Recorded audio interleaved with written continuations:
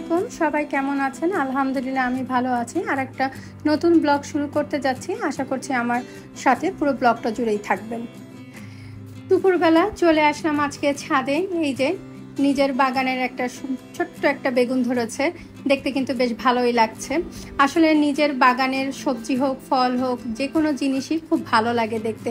আর বৃষ্টির পানি পেয়ে এই যে কুমড়ো পাতা তত্তরিয়ে বেড়ে উঠছে। আর এই যে ড্রাগন ফুল ফুটেছে, কিন্তু এই ড্রাগন গাছটা আমার না, আর একজনের। আর এই যে মাধবীলতা, বেশ সুন্দর লাগছে। ছাদ থেকে নিচে নেমে আসলাম, কারণ দুপুর হয়ে গেছে, দুপুরে আবার রান্নাও করতে হবে। আর আজকে যেহেতু আরাফার দিন, আমরা সবাই রোজায় আছি, সেজন্য দুপুরের এবং রাতের রান্নাটাও একসাথে, দুপুরে না রাতের রান্নাটাও করে নিচ্ছি। আর এটা আমি আগামীকালকের জন্য কিছুটা রান্না করে রাখছি, কারণ আগামীকালকে আর রান্না করব না, ঘরের পিছনেই সময়টা দিব। আর এই উচ্ছে আলু ভাজি আমার খুবই প্রিয়। এই তো রান্না বান্না শেষ করে আমি রান্নাঘর গুছাতে চলে আসছি। আমার হেল্পিং হ্যান্ড সবসময়ই রান্নাঘরটা পরিষ্কার করে রেখে যায়, তারপরেও আমি আবার দ্বিতীয়বার রান্নাঘরটা পরিষ্কার করি। ওরাও তো মানুষ, ওরা 5-6 বারই কাজ করে, ওরা এতটা সময় দিতে পারে না। আমিও খুব একটা প্রেশার দেই না, তারপরেও যতটুকু না দিয়ে পারা যায়, মানে ততটুকু আমি চেষ্টাও করি ওদেরকে প্রেশার না দিতে। ওরা পরিষ্কার করে যাওয়ার পরে আমি আবার নতুন করে পরিষ্কার করে নিয়ে আবার সুন্দর করে সাজিয়ে গুছিয়ে রাখি। আরেকটা কথা আমি এর মধ্যে শেয়ার করি, সেটা হচ্ছে আমার ভিডিওর কোনো অংশ যদি আপনাদের ভালো লেগে থাকে, প্লিজ আমার ভিডিওটা লাইক, কমেন্ট, শেয়ার করে আমার সাথে থাকবেন। আর আমার চ্যানেলটি সাবস্ক্রাইব করে আমার সাথে থাকবেন প্লিজ, তাহলে আমি নতুন নতুন ভিডিও করার উৎসাহ পাবো। আজকে যেহেতু আমরা সবাই রোজায় আছি, সেই জন্য আমি বিকেলবেলায় একটু ইফতারি বানাতে হবে। যদিও সব আছে ফ্রিজে করা, মানে ডাল বেটে রাখা আছে, ছোলাও সেদ্ধ করে রাখা আছে। তারপরে আমি রান্নাঘরটা আরেকটু ভালো করে পরিষ্কার করে নিচ্ছি। এই ওভেন, আমার রান্নাঘর যেহেতু ছোট, আমি বরাবরই বলি এই ছোট রান্নাঘরের মধ্যে আমি ফ্রিজ ওভেন রেখেছি।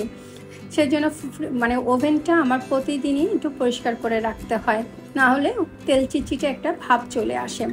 আর ওভেনের উপরে কাভার দেওয়ার কথা, কিন্তু আমি আর দেই না, কারণ আমাকে মিস্ত্রি শেষবারের মতো বলে গেছে যে আপনি ওভেনের উপর কাভার দিবেন না, তাহলে ওভেনটা তাড়াতাড়ি নষ্ট হয়ে যাবে। রান্নাবান্নার কাজকর্ম শেষ করে দুপুরবেলা একটু রেস্ট নিয়ে নিলাম। আর এই যে বিকেল হয়ে গেছে, তাই আমি চলে আসলাম রান্নাঘরে ইফতারি বানাতে। আজকে মনে হচ্ছে সেই রোজার দিনে ফিরে আসছি। মানে বিকেল হলে 5:30 বাজলে যে মানে ইফতারি বানাতে হবে, সেই দিনটার কথা মনে হচ্ছে, সেই ফিলটা হচ্ছে। যেহেতু বাসার সবাই রোজা, আমার 2 ছেলে রোজা, আর তারপরে হচ্ছে আমি, আমার হাজব্যান্ড রোজা।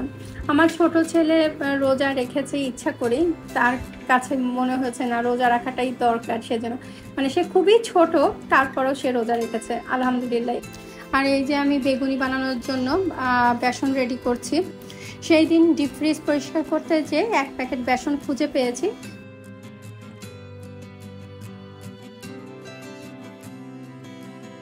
তারপরে ডাল বাটা ছিল, সেইগুলো দিয়েই মোটামুটি আমাদের আজকের ইফতারি হয়ে গেছে।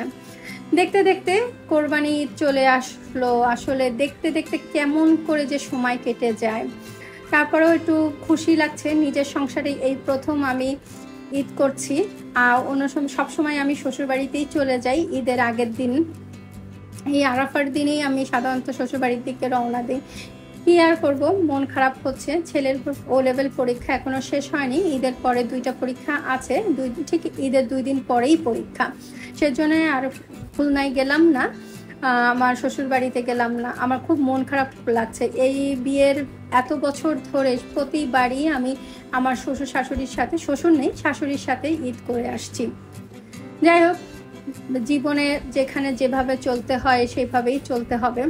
আর এই যে রাতের বেলা একটু ঘর গোছানোর জন্য চলে আসলাম, পর্দাগুলো চেঞ্জ করে নিচ্ছি। আর এই একটা পর্দা খুলে ফেলছি, আর আরেকটা নতুন পর্দা লাগিয়ে নিচ্ছি। এটা নতুন না, কেচে উঠিয়ে রেখেছিলাম। আমি আবার মানে এই ধরনের পর্দাগুলো কিনে রেখে দেই, মানে একটা লাগাই আর একটা কাচতে দেই, তাহলে সুবিধা হয় একটা। মানে ওই যে কাচবো, তাড়াহুড়ো করে কাচতে হবে, এইটা আর দরকার হয় না। আর এই যে ঘর সাজানোর জন্য আমি একটা ঈদ মোবারক কথাটা কিনেছিলাম অনলাইন থেকে, সেটা চলে আসছে। এটা 6 পিসের, ডেলিভারি চার্জ সহ 210 টাকা নিয়েছে। আমি আর বেশি বড়টা কিনিনি, একেবারেই 6টা কিনেছি, কারণ আমি কোথায় লাগাবো, কীভাবে মানে কোথায় লাগাবো, কেমন লাগবে, সেজন্য ছোটোটাই কিনেছি। আসলে ঘর সাজানোর জন্য খুব একটা মানে দামি জিনিসের দরকার হয় না, ছোটোখাটো জিনিস দিয়েই কিন্তু সাজানো যায়। আর সাজানোটা জানা থাকলে হাতের কাছে যাই থাকুক না কেন, সেটা দিয়েই কিন্তু সুন্দর করে ঘর সাজানো যায়। এই যে আমার ছোট ছেলে, এই যে মানে ও লাগিয়ে দিল এই মানে ঈদ মোবারকটা খুব সুন্দর করে। আসলে ওদেরকে তো ফিল করাতে হবে যে ঈদ, কারণ ওরা সবসময় দাদি বাড়ি যায়, দাদি বাড়িতে দেখা যায় সমস্ত কাজিনরা মিলে অনেক হইচই হচ্ছে, ওরা বাসায় তো তাহলে কোনো ঈদের মজাই পাচ্ছে না। সেই জন্য ওদেরকে ফিল করানোর জন্য যে না, ঈদ মানেই যে সবসময় হইচই করতে হবে, একটা আনন্দের জিনিস। আর এই যে আমার হাজব্যান্ড এটা লিখে দিচ্ছি ঈদ মোবারক। প্রথমে আমি ঈদ লিখেছিলাম, তারপর ও বললো যে তোমারটা সুন্দর হচ্ছে না, দাও আমি সুন্দর করে লিখে দিই। ও বেশ মানে ওরও মন খারাপ হচ্ছে, ও সবসময় সাধারণত মার সাথেই ঈদ করে থাকে, সেটা আর হচ্ছে না। যাই হোক, আমার ছেলেদেরকে ফিল করাচ্ছি যে না, ঈদ মানেই যে নিজের সংসারে নিজের বাড়িতে ঈদ মানেও ওটাও একটা খুশির ব্যাপার। তারপর নিচে অনেকে গরু নিয়ে আসছে, ছাগল নিয়ে আসছে, সেগুলো না আর কি দেখতে গেলাম। মানে আমারই মনে হচ্ছে আমি ছোট মানুষ হয়ে গেছে, ওদেরকে ফিল করাতে যে ওরা যেন মন খারাপ না করে, সেজন্য ওদেরকে ফিল করাতে যে আমিই ছোট মানুষ হয়ে গেছে। আর এই যে একটা ক্যান্ডেল কিনেছিলাম গত ঈদে, এই ক্যান্ডেলটা আমি আর জ্বালাই না, কি সুন্দর একটা ফুলের ঝুড়ি হয়ে রয়েছে, আমি আর এই ক্যান্ডেলটা জ্বালাই না, এটা এইভাবেই রেখে দিয়েছি। দেখতে কিন্তু আমার কাছে ভীষণ ভালো লেগেছে। আর এই যে আমার লিভিং কর্নারটা আমি সাজিয়ে নিলাম, ডাইনিং, আর গাছ দিয়ে সাজালে যে এত সুন্দর লাগে বাসাটা, বলার মতো না। আসলে বাসায় সাজানোর জন্য খুব একটা দামি জিনিসের দরকার হয় না, গাছ দিয়েও কিন্তু খুব সুন্দর সাজানো যায়। এই ছিল আমার আজকের ভিডিও। আমার ভিডিও ভালো লাগলে লাইক, কমেন্টস করে এবং চ্যানেলটি সাবস্ক্রাইব করে আমার সাথে থাকবেন। সবাই ভালো থাকবেন। ঈদ মোবারক।